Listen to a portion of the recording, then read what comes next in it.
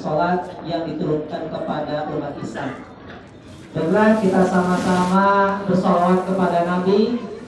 Shallallahu ala Nabi.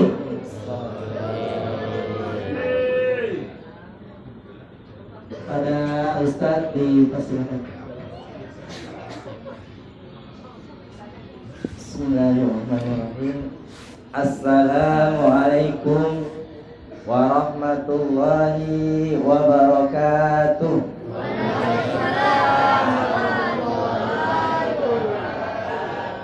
Alhamdulillahi wa kafa. Segala puji bagi Allah Tuhan semesta alam. Wassalatu wassalamu ala rasulillahi mustafa. Dan semoga salawat dan salam senantiasa tersambung kepada Nabi kita Muhammad sallallahu alaihi wasallam wa ala alihi, dan semoga tersambung kepada keluarganya, washabihi, sahabat-sahabatnya, wa man ihtada, dan umat-umat sesudahnya yang berpegang teguh kepada sunnah Nabi Muhammad sallallahu alaihi wasallam. Amma ba' fa ya ibadallah, usikum wa iyyakum bittaqwallah, faqad fazal muttaqun.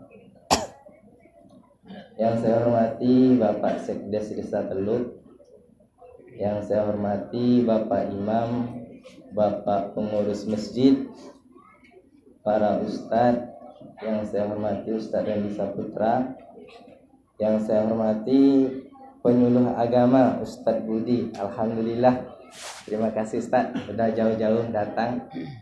Yang saya hormati Bapak RT, Bapak RW, para ustadz ustazah, para dai daiyah, bapak-bapak dan ibu-ibu yang berkesempatan hadir pada malam hari ini, baik yang mu'alaf maupun yang mukalaf. Insyaallah kita semua dimuliakan oleh Allah SWT. Amin ya rabbal alamin. Alhamdulillah, puji syukur kita kehadirat Allah SWT. Pada malam hari ini kita masih diberi kekuatan dan kesehatan sehingga kita bisa hadir di sini di Masjid Al-Falah di Desa Teluk ini. Mudah-mudahan pertemuan kita ini diridhoi oleh Allah SWT. Amin ya rabbal alamin. Maaf batuk, tapi mudah-mudahan bukan corona Bu ya. Ibu-ibu bisa lihat saya Bu? Sayang kalau nggak dilihat Bu. Udah temanya black and white. Istri saya milihkan tadi. Ganteng Bu ya? Masya Allah, alhamdulillah. Malam ini luar biasa sekali, banyak sekali Bu ya. Cuman kayaknya ada yang kurang ini. Saya udah dari tadi kode nggak datang-datang. Kemarau Bu ya. Habis untuk nyiram api kayaknya airnya ini. Masya Allah. Ibu-ibu jamaah majelis taklim rahimakumullah. Kita awali pengajian kita ini dengan mohon doa kepada Allah Subhanahu wa taala. Semoga kita semua dilindungi Allah SWT dari bahaya yang sedang mewabah menyerang dunia sampai ke Indonesia, yang beritanya sampai saat ini sudah 200 lebih yang terjangkit virus corona. Ada 19 yang meninggal dan 11 yang bisa disembuhkan. Dan untuk itu ya sangat besar sekali dampaknya ya, bahkan sekolah-sekolah diliburkan.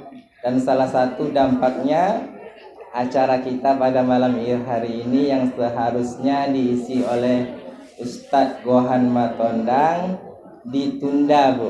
Beliau tidak dapat datang dikarenakan instruksi dari Bupati, dari Depak ya, dari Pak Kua, dari Sekcam, sehingga pelaksanaan Isra Mi'raj ditunda. Kalaupun kita laksanakan tapi lokal ya. Kalau lokal berarti ustadznya juga ustadz lokal Bu ya. Mudah-mudahan ibu-ibu nggak kecewa Bu ya.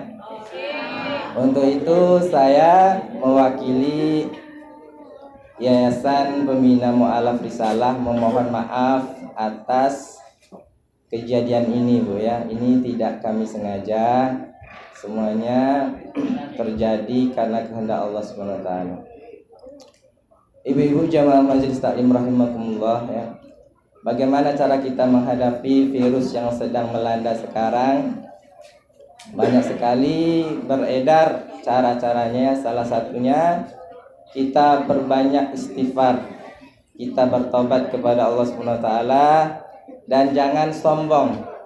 Karena azab Allah itu cepat datangnya kepada orang-orang yang sombong. Ingat Bu, sejarah virus corona itu datang karena apa? Gara-gara kesombongan Perdana Menteri Cina yang mengatakan tidak ada kekuatan yang bisa menggoyahkan Cina. Tapi dengan izin Allah, Allah utuskan makhluk yang kecil, saking kecilnya nggak bisa terlihat, maka hancur leburlah Cina. Bahkan pengaruhnya sampai ke dunia, sampai ke Indonesia ya. Dari itu kita perbanyak istighfar kepada Allah Subhanahu wa taala.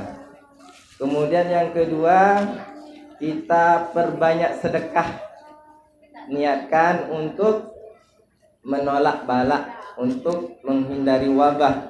Karena salah satu manfaat sedekah itu bisa mencegah wabah, turunnya wabah ke desa kita ini.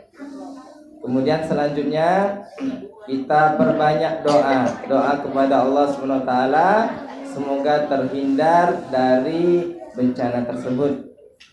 Kemudian kita ikuti instruksi dari pemerintah ya, kalau memang dia mengharuskan pakai masker, kita pakai masker dan hindari berkumpul dengan orang-orang yang tidak kita kenal ya. Mungkin orang-orang yang datang dari Malaysia atau dari Hong Kong ya, itu tidak perlu kita dekati. Kalau sesama kita insya Allah nggak masalah. Kalau semua itu sudah kita laksanakan, maka yang terakhir kita bertawakal kepada Allah SWT ya. Tawakal. Jadi tawakal itu sesudah usaha secara fisik, usaha secara lahiriah telah kita lakukan, maka terakhir kita bertawakal kepada Allah SWT. Jangan mentang-mentang kita tawakal Pak ya, yakin bahwa musibah itu datangnya dari Allah, tidak akan terjadi tanpa kehendak Allah, kita datang ke Wuhan. Nah, itu bukan tawakal itu Pak. Itu namanya bunuh diri itu. Ya, kita tawakal setelah usaha maksimal kita laksanakan. Hilangkan sifat was-was. Nanti was-was mau salam aja tadi nampak takut-takut ya. Ada yang panas, ada yang dingin tangannya saya rasa tadi. Masya Allah. Itu sepintas tentang masalah virus corona. Jadi masalah Isra Mi'raj ini terus terang modal saya habis tadi dibuat adik selawat tadi kan. Udah diceritakan Nabi lahir sampai diangkat menjadi Rasul. Gak ada lagi yang bisa saya ceritakan ini. Atau kita sudahi aja ya. Langsung salam. Masya Allah. Ibu-ibu jamaah majelis taklim rahimakumullah. 1400 tahun yang lalu telah terjadi peristiwa yang sangat dahsyat, sangat luar biasa. Kalau bahasa Jawanya itu spektakuler, ya Bu ya. Itu bahasa Jawanya gitu biasanya. Peristiwa itu belum pernah terjadi sebelumnya dan tidak akan terjadi sesudahnya. Jadi seumur dunia ini peristiwa itu cuma satu kali, gak akan ada lagi besok. Itu peristiwa itu lebih dahsyat dari virus corona. Karena kalau virus ini nanti kemarin udah ada ya, virus kolera ya, flu burung,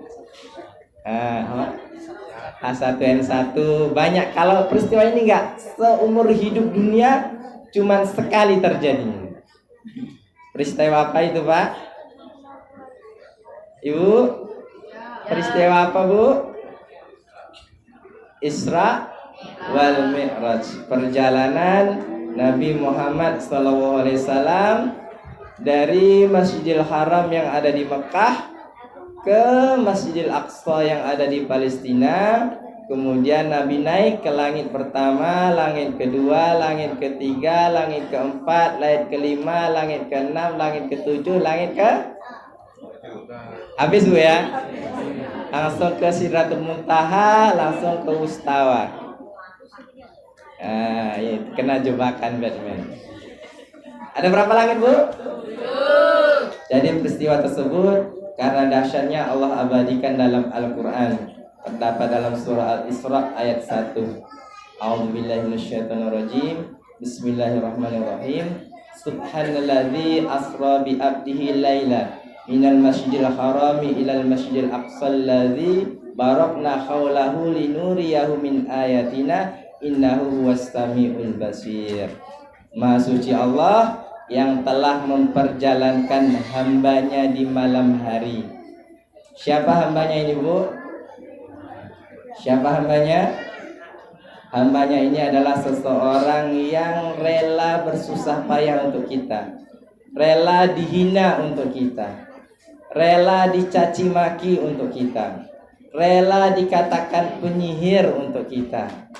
Bahkan beliau saat ingin meninggal dunia, perkataan yang terakhir keluar dari mulutnya adalah ummati. Ya, Bu ya. Ini nabi yang luar biasa sekali. Pernah berdarah giginya, pernah berdarah kakinya. Semuanya dilakukan untuk berdakwah agar kita selamat dalam menghadap Allah SWT.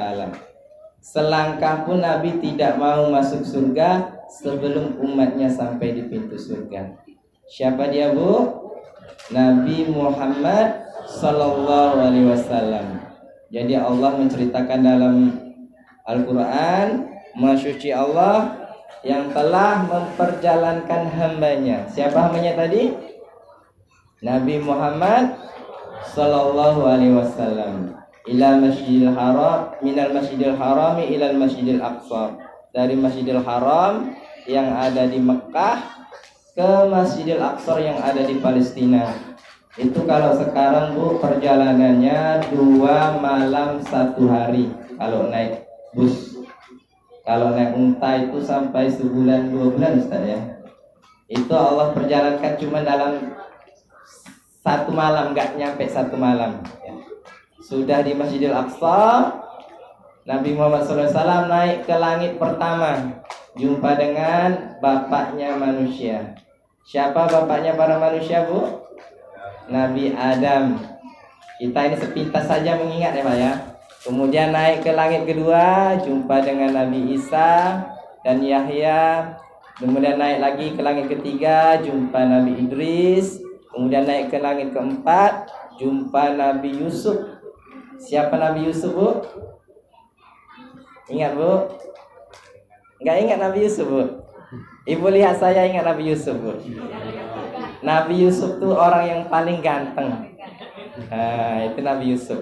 Kemudian naik lagi ke langit ke-5, jumpa dengan Nabi Harun. Naik ke langit ke-6, jumpa dengan Nabi Musa.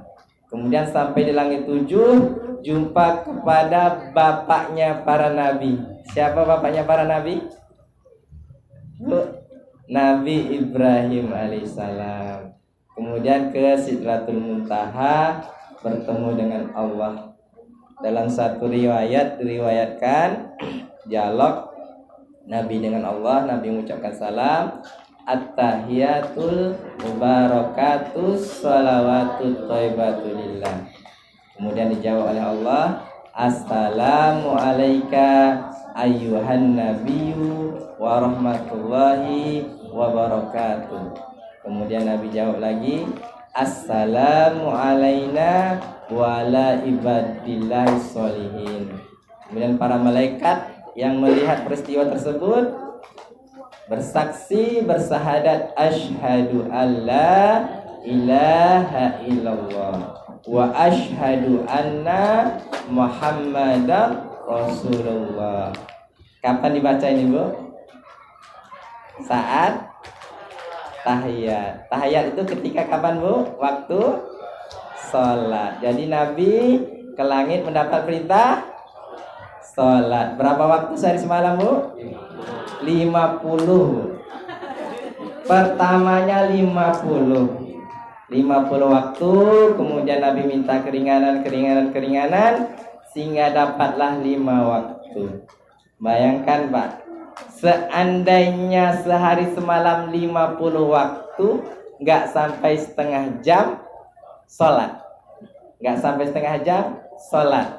Ini yang para muazin nih, bisa habis suaranya azan terus ya. Tapi alhamdulillah Allah beri keringanan, Allah kasih 5 waktu, tapi pahalanya sama dengan 50 waktu. Alhamdulillah Bu ya. Ini kebesaran Allah SWT, kasih sayangnya Allah kepada makhluknya. Waktu kita berapa jam Ustaz? Sampai subuh, Masya Allah. Amplopnya enggak? Kalau sampai subuh ini harus ada amplopnya.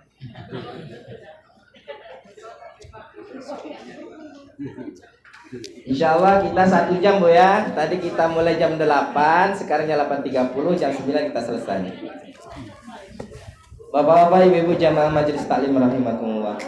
Jadi apa yang diperintahkan Allah kepada Nabi tadi? Salat. Ya, kenapa salat? Karena salat itu memiliki keutamaan-keutamaan. Ya, ini baru kita masuk kajian kita. Jadi kalau orang yang benar sholatnya, maka akan mendapat keutamaan-keutamaan yang terdapat dalam Al-Quran. Kalau kita balikan, orang yang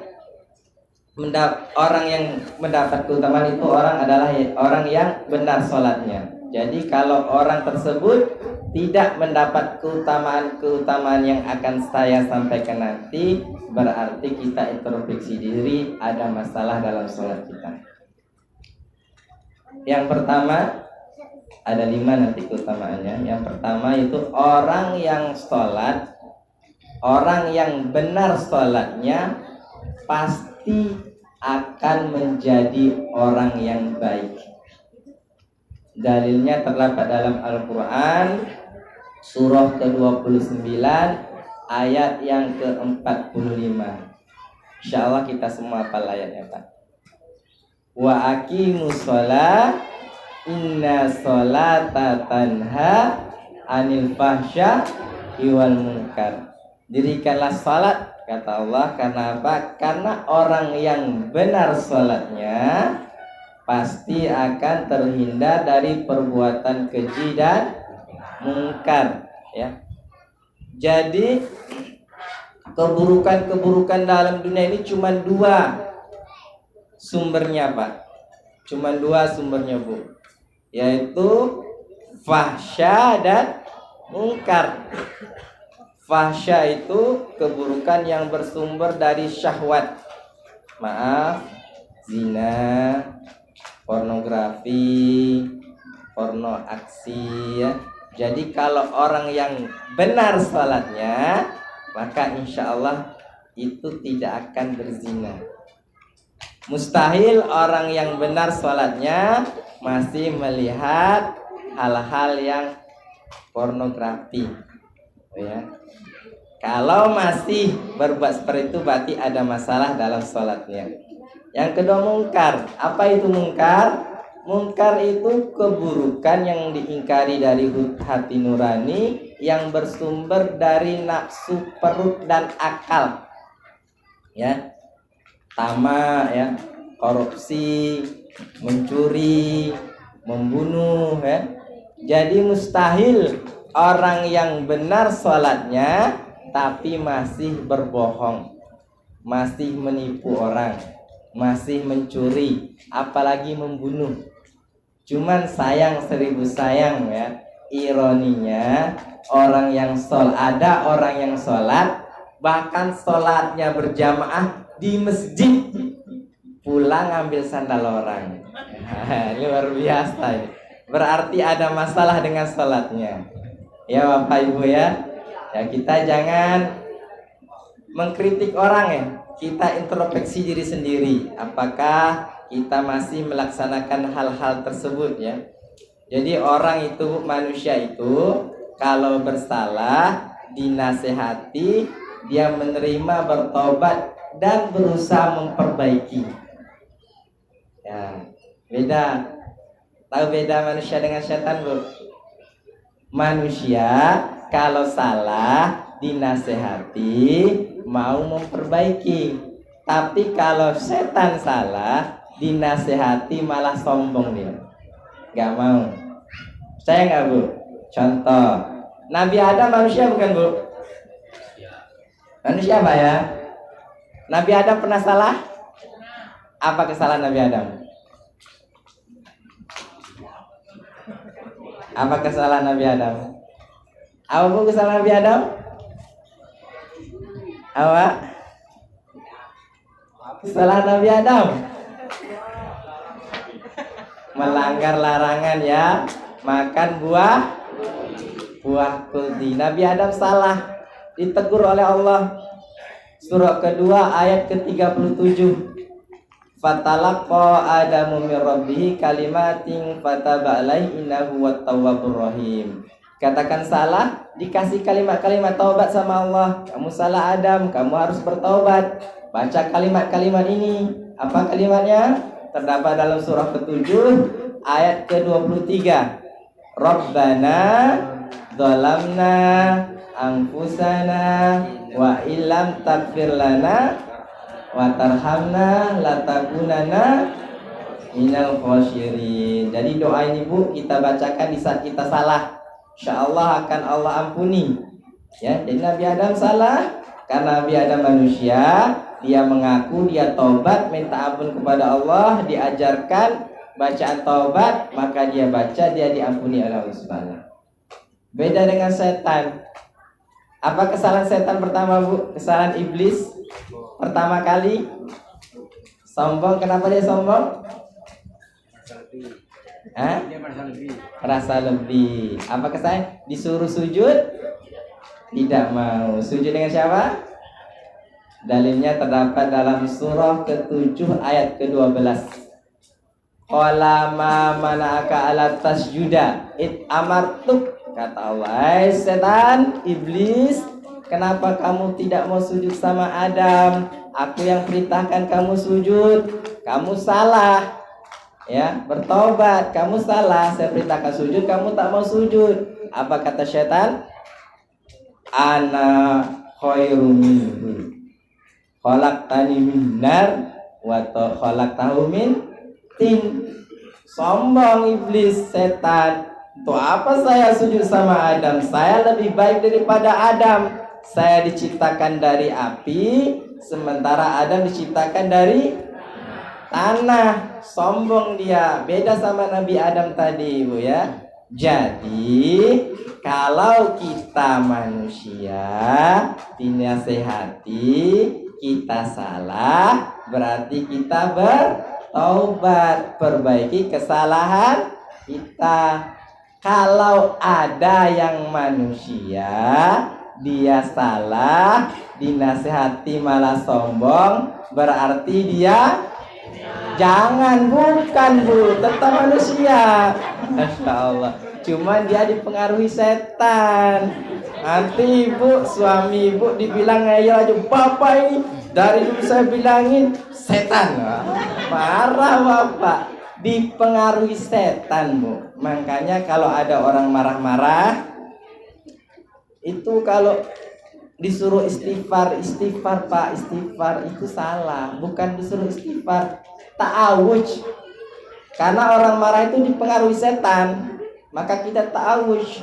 A'udzubillah minasyaitonirrajim. Jadi kalau ada orang marah-marah, pertama lempar dengan ta'awudz. A'udzubillahi minasyaitonirrajim. Belum reda marahnya, lempar dengan ayat kursi. Bacakan ayat kursi, Allahu la ilaha illa huwal hayyul qayyum. Belum reda juga marahnya, lempar sama pintar. Gitu Bu. Itu hilang marahnya, itu lari dia. Ya kan bukan? Bukan cuma setannya yang lari, orang-orangnya sekali lari. Paham Bu ya? Yang kedua, orang yang benar sholatnya, maka hatinya akan tenang, akan tentram. Apa dalilnya?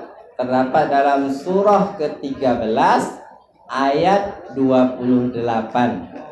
Ala bidzikrillah tatmainul qulub. Hanya dengan berzikir kepada Allah maka hati menjadi tenang. Ibu ya, sekarang ini apalagi sekarang ini banyak keresahan ya. Karena memang manusia itu diuji dengan Allah dengan berbagai masalah. Bukan karena Allah menciptakan manusia supaya banyak masalah. Allah ciptakan masalah supaya manusia bisa naik pangkatnya. Dalilnya terdapat dalam Al-Quran surah kedua ayat 15. Wala nabluwannakum bisyai'im minal khawli wal ju'i wa naqsi minal amwali wal anfusi was samarat wa basyiris sabirin. Jadi orang-orang itu akan diuji dengan ketakutan ya. Takut virus corona ya.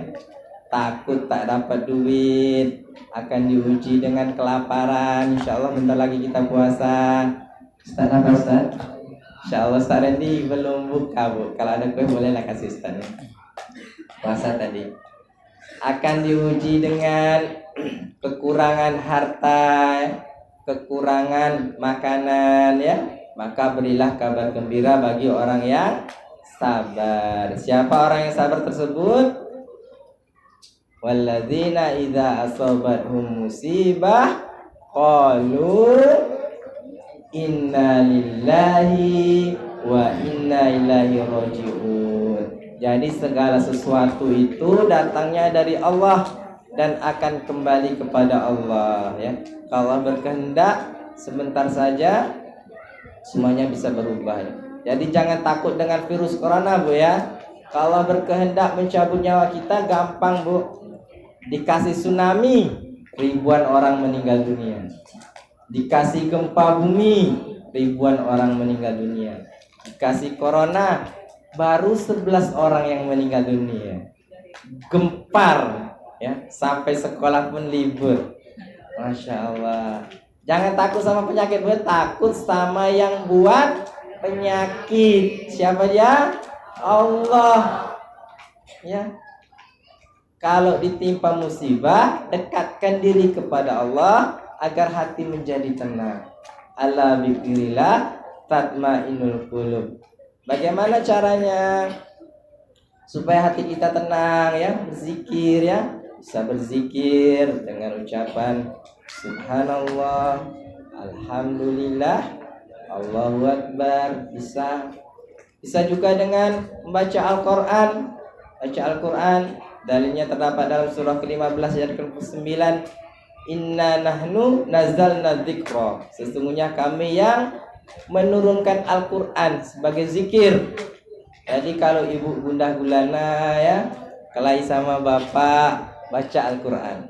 Insya Allah bapak gak marah lagi kalau ibu baca Al-Qur'an Bu ya. Tenang hati ya. Iya. Dan zikir yang tertinggi adalah sholat. Dalilnya terdapat dalam surah ke-20 ayat ke-14. Innani anallahu la ilaha illa ana fa'budni wa aqimus sholat li dzikri, kata Allah ya. Sesungguhnya aku adalah Allah, kata Allah, sembahlah aku, beribadahlah denganku dengan sholat untuk mengingatku. Jadi ada perkataan-perkataan yang salah. Ada sebagian saudara kita yang mengatakan yang penting ingat ya. Gak sholat, yang penting kan ingat ya. Ingat aja. Salah. Justru dengan sholat itu untuk mengingat Allah ya. Maka kalau ingin tenang, kalau baca Al-Quran sudah tenang, ingin tenang, sholat. Jadi kalau orang yang benar sholatnya, pasti hatinya akan tenang. Kalau hati kita belum tenang saat kita sholat, berarti sholat kita bermasalah. Ibu ya, kayaknya tenang. Sekarang ini susah mau cari ketenangan Bu. Kalau kemarin mau tenang ke pantai, ya sekarang mau ke pantai takut tsunami. Kalau Ustaz Randy mau tenang wajah gunung, sekarang gempa Ustaz. Tak bisa. Kalau teman saya tuh ada yang ke Jepang, sekarang tsunami corona. Jangankan mau ke Jepang, mau ke mall aja takut Bu ya. Tahu mall Bu? Apa Bu? Apa mall? Mall tuh adik saya Bu. Sekarang di Teluk Meranti. Saya tak kenal Bu. Mall supermarket Bu. Hindari ke tempat-tempat keramaian gitu Bu ya. Bang Bu ya. Yang ketiga, kalau orang sholatnya benar, maka hidupnya akan mudah dalam menyelesaikan permasalahan dan mudah dalam mencari rezeki. Apa dalilnya? Dalilnya surah ke-65 di ujung ayat kedua, di awal ayat ketiga. Gitu Ustaz ya. Biar senang nyarinya ya. Di ujung surat kedua, di awal ayat ketiga. Wa may yattaqillaha yaj'allahu mahraja wa yarzuqhu min haitsu la yahtasib. Ya. Barang siapa bertakwa kepada Allah, maka Allah akan beri jalan keluar. Nih, ibu-ibu, bapak-bapak, kalau selama ini kita mungkin sering kesulitan ya, nggak ada jalan keluar, mungkin kuncinya ini kita kurang bertakwa kepada Allah SWT.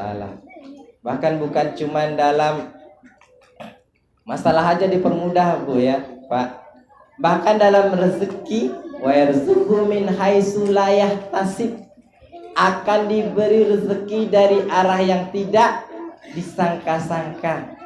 Ya, alhamdulillah ini. Saya kesini katanya ada nasi bungkus. Ini rezeki tapi disangka-sangka Bu ya. Alhamdulillah itu rezeki Bu. Dengan bertakwa kepada Allah dapat rezeki dari arah yang tidak disangka-sangka. Ya. Ada yang bocorkan tadi. Jadi ada cerita Imam Malik kalau nggak salah dengan gurunya, kalau salah itu kesilapan saya, itu berbeda pendapat tentang hal ini.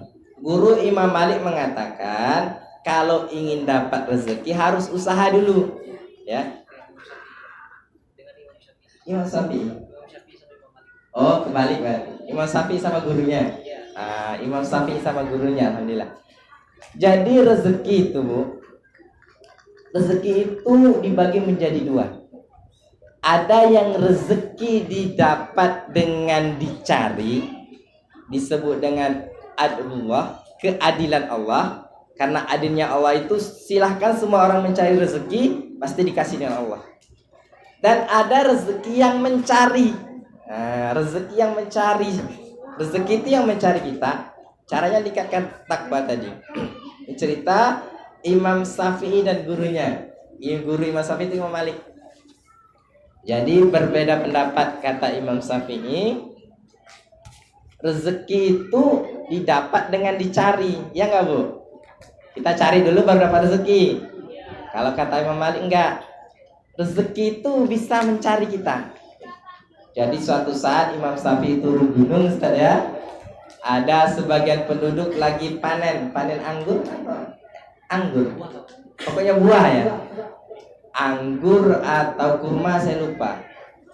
Kata penduduk tersebut, Imam Syafi'i, kalau kamu membantu saya memanen ini, maka saya akan mengasih sebagian dari hasil panen saya.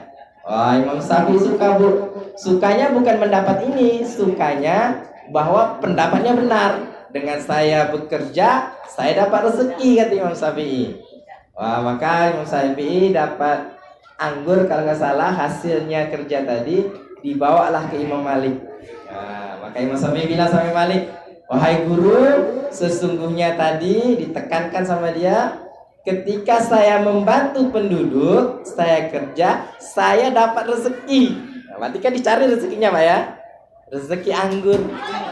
Masya Allah, Pak Sekdes. Lupa jadi hilang modal saya ini. Tutuplah acara gini nih. Masya Allah.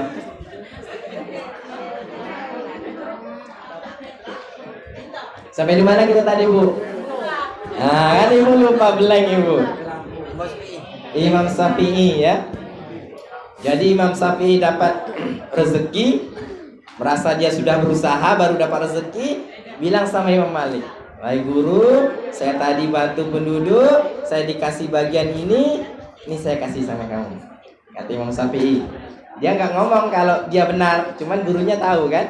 Jadi kata Imam Malik, "Saya tadi Syafi'i, lebih kurangnya tengah panas-panas tadi berpikir, seandainya saya bisa makan anggur, tiba-tiba kamu datang ngasih anggur."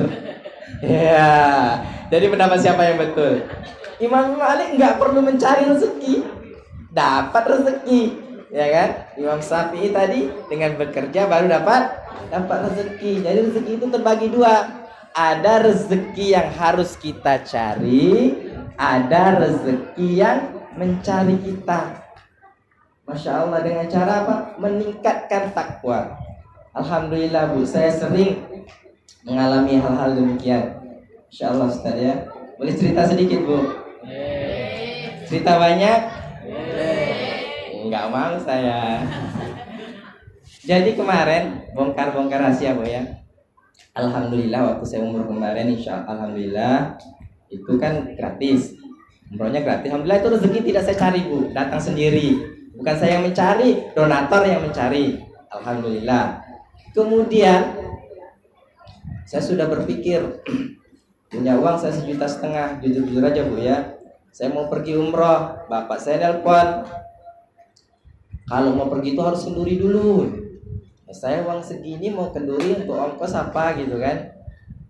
Ya sudah, saya kenduri, alhamdulillah ayamnya dapat sumbangan. Insya Allah. Alhamdulillah, uang 1 juta saya selesai saya kenduri, uang 1,5 juta saya 1,5 juta saya nggak luar, Bu. Jadi saya ingat, lihat istri saya, uang 1,5 juta bisa saya bawa, tapi di rumah tinggalan nggak ada. Ustaz ini pernah nanya, "Ustaz, punya uang berapa mau pergi?" Iya baru kepikir saya ya. Di rumah nggak ada uang. Masya Allah, Pak Sekdes, saya dikasih sama Bang Titi. Tiba-tiba waktu malam kenduri itu juga datang nyari saya, nggak ketemu. Siang-siang datang marah-marah. Nah, dicek belum rekening katanya kan. Ya mau ngapa Bang, rekening saya nggak pernah isi, bilang kan. Dicek dulu katanya kan. Alhamdulillah masuk uang 3.600.000. Katanya darah dari kantor camat. Ini saya nggak nyari, Bu, masuk sendiri. Jadi mas saya punya 5 juta.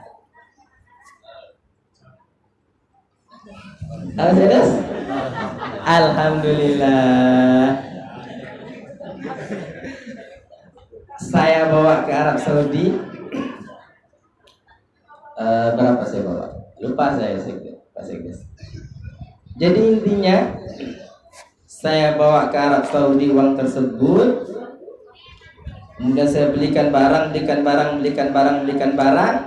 Saya pulang, saya total uang saya masih utuh 5 juta. Hebat gak? Alhamdulillah. Ya, rupanya istri saya jual rantai gitu kan. Pantesan uang saya gak habis, masih 5 juta. Masya Allah, itu untuk bercanda aja, Bu ya. Jadi rezeki itu ada yang harus dicari, ada yang datang sendiri. Mungkin kita juga sering itu rezeki datang sendiri. Contoh yang saya ingat sampai sekarang, Pak, rumah walet datang sendiri, Pak Sekdes ya. Iya benar, datang sendiri ya Sekdes. Dapat warisan ya, datang sendiri juga. Saya ingat, Bu, kalau saya di Arab Saudi, jadi cerita Arab Saudi nggak apa-apa Ustaz ya, sampai subuh kan. Kalau saya lapar, saya nggak pulang ke hotel karena jarak hotel jauh. Alhamdulillah datang orang ngasih makanan. Ya. Saya pernah sholat 2 rakaat, tingkatkan haus ini. Kalau tadi minta dulu baru dikasih kan, saya nggak minta, Bu. Saya sholat 2 rakaat, lihat ada orang minum zam-zam. Saya lihat, Masya Allah, kalau dapat minum zam-zam nih baru niat, Bu, belum ngomong. Saya sholat lagi 2 rakaat, selesai sholat, assalamualaikum warahmatullah, datang orang ngasih air zam-zam. Ini rezeki datang sendiri, dingin lagi, Bu, Masya Allah, nikmat, Bu. Air zam-zam kemarin sampai, Bu? Dapat tadi kemarin yang saya air zam-zam dapat? Tidak dapat Bu ya? Oh, berarti saya lupa kirim Bu. Jadi itu rezeki itu dapat sendiri dengan meningkatkan takwa, maka rezeki akan datang sendiri. Apa hubungannya dengan sholat? Dijelaskan dalam surah Al-Baqarah ayat 2 dan 3. Alif lam mim dzalikal kitabul la raiba fi hudal lil muttaqin. Petunjuk bagi orang-orang yang bertakwa. Siapa itu orang yang bertakwa? Alladzina yu'minuna bil ghaib wa yuqimunas shalah. Ujung-ujungnya salat. Jadi kalau salat kita benar, maka akan mudah dalam menyelesaikan masalah dan mudah dalam mencari rizki. Kalau kita selama ini kesulitan, sering bermasalah atau susah dalam rezeki, mungkin ada permasalahan dengan sholat kita. Ya, ya, alhamdulillah. Gak usah Pak Sedes, di Malaysia ada corona. Jadi rezeki ini, jadi ngomong rezeki terus ya Pak Sedes. Ketika kita lahir, Allah telah menaburkan rezeki kita. Ya, ditaburkan di tempat-tempat ya. Misalnya di Malaysia, ada rezeki kita di Malaysia, itu kita ke Malaysia Pak Sekdes. Nah gitu. Kemungkinan kemarin ada rezeki saya di Arab Saudi mungkin, makanya saya di Arab Saudi. Alhamdulillah, saya sering ada rezeki saya di Tanjung Medan tuh kelapa muda. Sering saya dapat kelapa muda di Tanjung Medan. Kalau di Teluk memang mungkin kurang rezeki saya untuk kelapa muda ya Bu ya. Mahal harganya. Masya Allah. Bercanda Bu. Yang keempat, siapa yang sholatnya benar, maka doanya lebih dikabulkan Allah daripada orang yang tak sholat. Itu pastilah ya Bu ya. Ini pernah saya sampaikan kemarin sama ibu-ibu, tapi yang hadir kemarin sekarang nggak hadir. Perlu diulang nggak Bu? Ibu hadir kemarin kan? Perlu diulang. Jadi rezeki ini, kok rezeki? Tadi apa? Salat. Yang keempat, doa. Nah, doa yang dilapaskan waktu sholat itu lebih dikabulkan Allah. Dalilnya surah ketiga ayat 38 sampai 39. Jadi ada cerita, bahkan sesuatu yang tidak dibutuhkan pun bisa dikabulkan oleh Allah SWT. Ada cerita zaman dahulu, ada seorang laki-laki yang sudah tua, rambutnya sudah putih. Maaf ya, kalau ada yang diterusin kan nih? Aduh, maaf ya, tidak bermaksud seperti itu. Kalau tadi lah, langsung kelima aja lah Bu ya, kayaknya saya. Yang kelima, yang keempat atau kelima tadi? Rambutnya sudah putih ya. Maaf sekali, memang begitu dalam Al-Quran diceritakan bahwa istrinya itu 1000 kali maaf, istrinya mandul tidak dapat anak. Semua manusia sudah mengatakan bahwa dia tidak. Maaf, jangan nuju orang Bu ya. Maaf, saya tidak bermaksud seperti itu Pak Sekali. Maaf, 1000 kali maaf. Ini dalam Al-Quran. Maka laki-laki ini berdoa, berdiri dalam sholatnya, maka Allah mengabulkan doanya. Dalilnya terdapat dalam Al-Quran surah ketiga ayat 38 ya. Maaf ya. Dalilnya dalam Al-Quran surah ketiga ayat 38. Hunalika da'a Zakaria rabbahu qala rabbi habli min ladunka qala rabbi habli min ladunka dzurriyyatan thayyibah. Hunalika da'a Zakaria rabbahu qala rabbi habli min ladunka dzurriyyatan thayyibah innaka antas sami'ud du'a. Ya. Maka Nabi Zakaria berdoa kepada Allah ketika sholat. Wahai Allah, ya Tuhanku, Rabbi habli, wahai zat yang maha memberi tanpa batas. Ya, Nabi Zakaria ini meminta kepada Allah supaya dikaruniai keturunan dari sisi Allah ketika sholat. Maka Allah kabulkan doanya di surah yang ke-39. Fanadathul malaikatu wa huwa qa'imun yusalli fil mihrabi annallaha yubassiruka bi Yahya. Maka ketika dia berdiri dalam sholat, datang malaikat membisikkan, mewahyukan bahwa doa kamu telah diterima oleh Allah SWT. Kamu dapat kabar gembira bahwa kamu dikaruniai seorang putra yang bernama Yahya. Hidup artinya.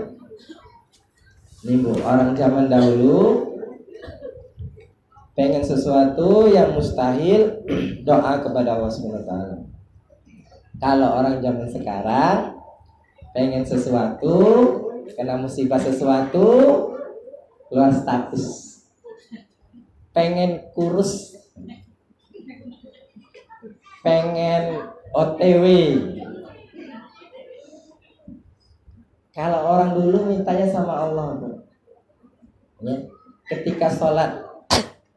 Maka sekarang orang zaman sekarang, umatnya Nabi Muhammad, ditunggu oleh Allah SWT sehari 17 kali untuk meminta, ya, iyyaka na'budu wa iyyaka nasta'in. Ya, kata Allah, wahai hambaku, kata Allah, iyyaka na'budu, kepadamu aku menyembah ya Allah, dan kepadamu aku meminta. Maka Allah berfirman dalam hadis qudsi nomor hadis 649, hadis riwayat Muslim, hadza baini wa baina abdi, ini perjanjian antara aku dan hambaku. Wali abdi mas'al, maka bagi hambaku apa yang dia pinta maka aku kabulkan.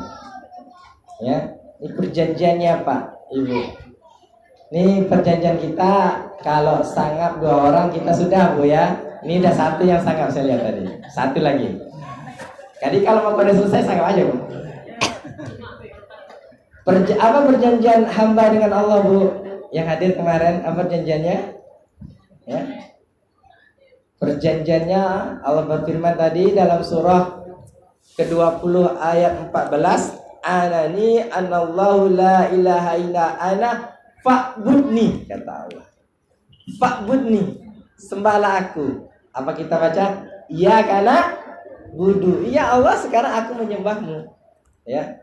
Kemudian terdapat dalam surah Al-Baqarah ayat 45, wasta'inu bisabri wassalah. Minta kepadaku, kata Allah. Maka apa kita katakan? Wa iyyaka nasta'in. Ya.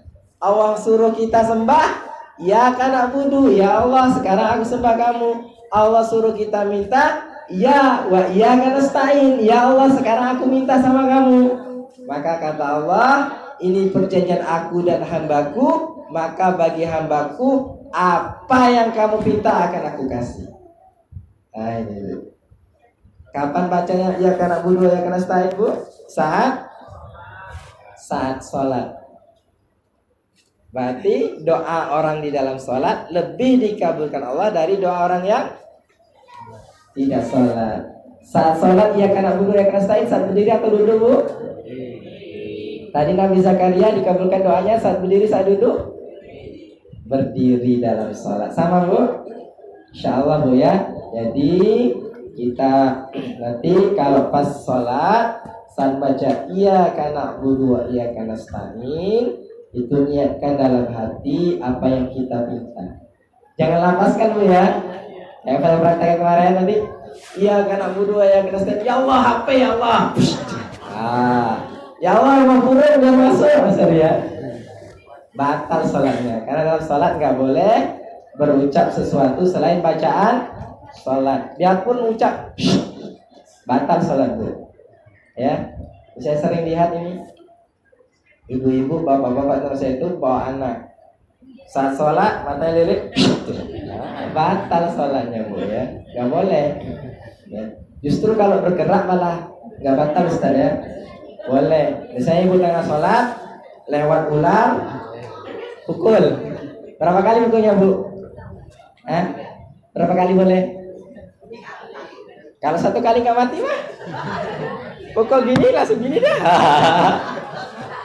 Boleh sampai mati Bu. Ya, kalau itu pengecualian, boleh pukul sampai mati. Kalau satu kali nanti, ya. Cari orang yang sangat Pak. Belum ada yang sangat. Sambung Bu. Sambung udah. Nanti nasinya keburu dingin Bu. Udah Pak ya, udah pasang deh. Satu lagi Bu ya. Yang kelima, orang yang benar sholatnya maka hidupnya akan sukses dan bahagia. Ya.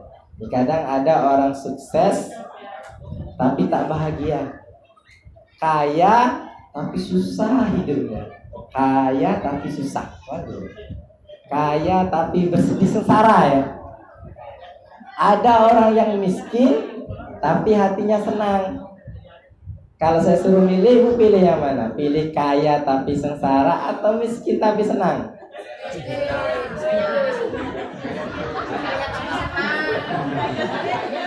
Kalau saya pilih kaya tapi senang, sukses dan bahagia. Dalam bahasa Arabnya disebut falahun Ustaz ya. Falahun ya. Kaya tapi bahagia Bu ya. Pilihannya kaya dan bahagia. Dalam bahasa Arabnya itu falahun atau falah. Masjid kita apa namanya? Al-Falah. Berarti pendiri masjid ini menginginkan masjid ini sukses dan bahagia. Alhamdulillah kita sukses membangun masjid Pak Serius ya. Tapi ini sukses atau ini banyak ya. Alhamdulillah sukses kita membangun masjid, tapi belum tentu bahagia. Bagaimana cara bahagianya? Kalau kita melihat masjid yang kita bangun dengan swadaya masyarakat itu penuh jamaahnya, itu baru sukses dan bahagia ya. Insyaallah Pak Syedis ya. Dalilnya apa? Al-Quran surah ke-23 ayat 1 dan 2. Qad aflahal mu'minun. Sungguh sukses dan bahagialah orang-orang yang mukmin. Siapa dia yang mukmin? Wa iza sholatihim khashi'un. Salat juga Bu. Orang yang sukses dan bahagia itu orang yang salat, orang yang khusyuk dalam salatnya. Jadi kalau sampai sekarang kita belum sukses dan bahagia, mungkin ada masalah dengan salat kita. Satu hari 5 kali Allah panggil dulu. Hayalah sholat. Pertama hayalah falah, sukses dan bahagia. Ayo sholat. Supaya apa? Supaya sukses dan bahagia Bu. Kita ngaji yang nggak ngerti Bu ya. Kalau satu kampung, satu dunia tidak sholat, itu nggak ada masalah bagi Allah Bu. Tidak ada satu orang pun yang menyembahnya, Allah tetap Tuhan. Jadi sholat itu untuk kepentingan kita sendiri Bu. Mau sukses Bu? Mau bahagia Pak? Apa kuncinya tadi sholat ya. Gak ada yang sangat juga. Masya Allah, luar biasa Ibu Telo ya. Jadi itu demikian saja kajian kita ya. Mudah-mudahan apa yang saya sampaikan bermanfaat. Terima kasih atas segala perhatian. Mohon maaf atas segala kekurangan. Saya akhiri dengan doa kafaratul majlis. Subhanakallah bihamdika asyhadu an la ilaha illa anta astaghfiruka wa atubu ilaik. Wa akhiru da'wana alhamdulillahirabbil alamin. Wassalamualaikum warahmatullahi wabarakatuh.